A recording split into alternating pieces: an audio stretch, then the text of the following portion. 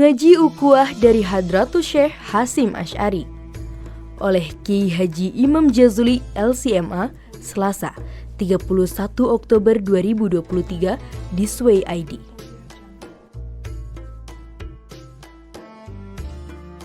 Pada tanggal 16 Rajab 1344 Hijriah, Rois Akbar Hadratus Syekh Hasyim Asy'ari atau Mbah Hashim menyampaikan sebuah pidato di Surabaya pada saat pendirian NU sebagai garis besar haluan perjuangan dan jati diri NU.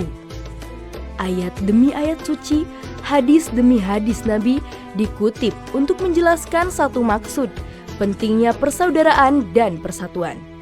Itu sunnah yang dicontohkan oleh Rasulullah Shallallahu Alaihi Wasallam dan para sahabat dalam membangun hubungan saling kasih, saling menyayangi, dan saling menjaga hubungan. Kendati jumlah umat muslim masih kecil dan sedikit, dengan modal persatuan dan tolong-menolong mampu menaklukkan raja-raja, memerdekakan kota-kota dan negara demi negara dari cengkraman kezaliman penguasanya. Selanjutnya, umat muslim membangun peradaban dan kerajaan besarnya sendiri. Mbah Hashim memperkuat argumentasinya dengan menguntip sebuah syair. Berjamaahlah kalian, wahai anak-anakku, bila kegentingan datang melanda, dan jangan bercerai-berai. Mbah Hashim juga mengutip dawuh Sayyidah Ali bin Abi Thalib radhiyallahu anhu. Dalam perpecahan tidak ada satu kebaikan pun yang Allah berikan kepada seseorang. Mbah Hashim mengingatkan, perpecahan merupakan penyebab kelemahan, kekalahan, dan kegagalan di sepanjang zaman.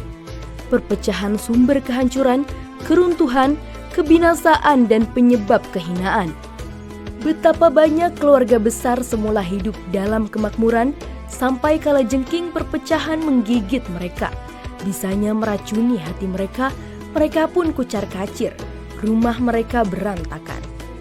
Bahkan, kata Mbah Hashim, kebenaran akan menjadi lemah karena perselisihan dan perpecahan. Sebaliknya, kebatilan menjadi kuat dengan persatuan dan kekompakan. Itulah kutipan Mbah Hashim terhadap kata-kata Sayyidina Ali radhiyallahu anhu. Persyaratan warga Nahdiyin. Untuk menjadi warga Nahdlatul Ulama, Mbah Hashim memberikan garis-garis yang tegas melalui seruannya. Marilah Anda semua dari golongan fakir miskin, hartawan, rakyat jelata, orang-orang kuat, berbondong-bondonglah masuk ke dalam Jamiah Nahdlatul Ulama dengan penuh kecintaan, kasih sayang, rukun, bersatu, dan dengan ikatan jiwa raga.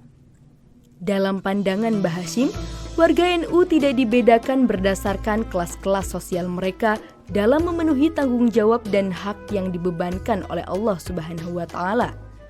Mbah Hashim mengatakan, tak seorang pun betapapun tinggi kedudukannya dalam kebenaran dan betapapun luhur derajat keutamaannya dalam agama dapat melampaui kondisi membutuhkan pertolongan untuk memikul hak Allah.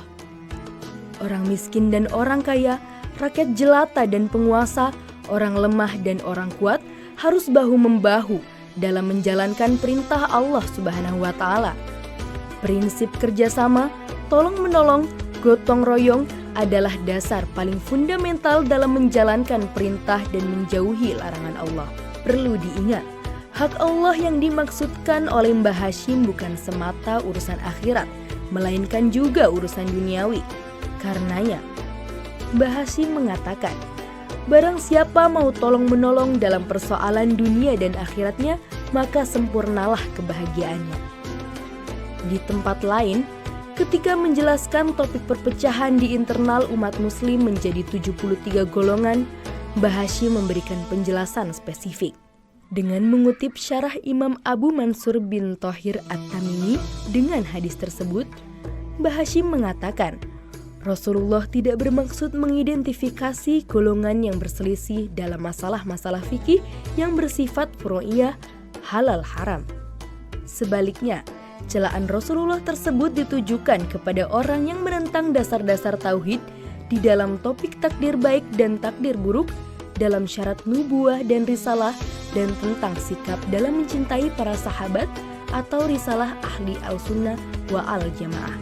Artinya, Jika perbedaan hanya disebabkan oleh manhajul fikih-fiqhiyah yang bersifat khilafiyah, zaniyah, furu'iyah, maka hal itu tidak bisa dijadikan alat permusuhan di antara sesama umat muslim. Warga Nahdiyin tidak boleh mendasarkan perbedaan ajaran fikih sebagai pijakan bertindak saling bermusuhan, saling membenci, dan saling menjauhi. Mbah Hashim wafat pada 25 Juli 1947. Selain mewariskan konun asasi sebagai pemikiran filosofi tentang pentingnya persatuan, persaudaraan, tolong-menolong, dan kerjasama yang penuh kasih sayang, Mbah Hashim juga meninggalkan jejak sejarah aktivisme. Salah satunya adalah Majelis Islam A'lam Indonesia atau MIAI dan Majelis Syuro Muslimin Indonesia atau Masyumi. MIAI didirikan pada tahun 1937 dan Mbah Hashim berperan sebagai ketuanya. MIAI mewadahi seluruh ormas Islam yang ada di zaman itu, antara lain Muhammadiyah, Nahdlatul Ulama, Al-Irsyad, Partai Sarekat Islam Indonesia atau PSII, Al-Khairiyah, Persyarikatan Ulama Indonesia atau PUI, Al-Hidayatul Islamiyah, Persatuan Islam Persis, Partai Islam Indonesia atau PII, Partai Arab Indonesia atau PAI, Jong Islamiyaten Bonn, Al-Ittihadiyatul Islamiyah, dan Persatuan Ulama Seluruh Aceh atau PUSA. Pada tahun 1943, MIAI dibubarkan oleh Jepang dan dibentuk ormas penggantinya Masyumi. Dalam Masyumi, Hadratus Syekh Hasyim Asy'ari kembali menjadi ketua pengurus besar dengan wakilnya dari Muhammadiyah, yaitu Kiai Haji Mas Mansur, Kiai Haji Farid Ma'ruf, Kiai Haji Mukti, dan Karto Sudarmo. Wakil Masyumi dari Nahdlatul Ulama yakni Kiai Haji Wahid Hashim, Kiai Haji Nahrawi, Zainul Arifin, dan Kiai Haji Mukhtar. Aktivisme Mbah Hashim sejak dari MIAI hingga Masyumi tiada lain adalah bentuk mengamalkan apa yang sudah menjadi prinsip Jam'iyah Nahdlatul Ulama, yaitu persatuan, tolong-menolong, bahu-membahu, kerjasama dengan penuh kasih sayang. Mbah Hashim menghindari perpecahan di tubuh umat muslim, apalagi perpecahan di internal NU sendiri. Dengan demikian, kanon asasi NU maupun sejarah biografis Mbah Hashim sendiri adalah dua warisan berharga bagi umat muslim Indonesia umumnya dan warga Nahdiyin khususnya.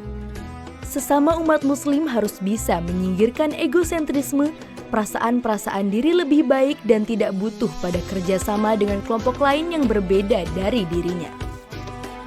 Koalisi Partai Kebangkitan Bangsa atau PKB dan Partai Keadilan Sejahtera atau PKS adalah contoh konkret bagaimana mengimplementasikan konun asasi NU dan menerjemahkan pengalaman perjuangan Mbah Hashim dalam konteks yang relevan.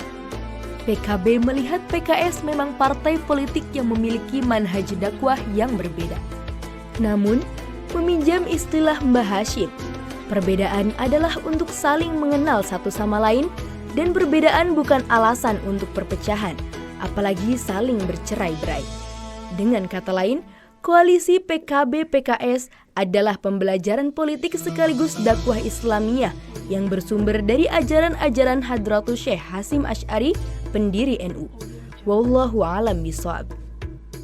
Penulis adalah alumni Pondok Pesantren Lirboyo Kediri, alumni Universitas Al-Azhar Mesir Departemen Teologi and Filosofi, alumni Universiti Kebangsaan Malaysia Departemen Politik and Strategi, alumni University Malaya Departemen International Strategic and Defense Studies, pengasuh Pondok Pesantren Bina Insan Mulia Cirebon, Wakil Ketua Pimpinan Pusat Robitoh Ma'ahid Islamiyah atau Asosiasi Pondok Pesantren se-Indonesia, Pengurus Besar Nahdlatul Ulama atau PBNU periode 2010 sampai 2015.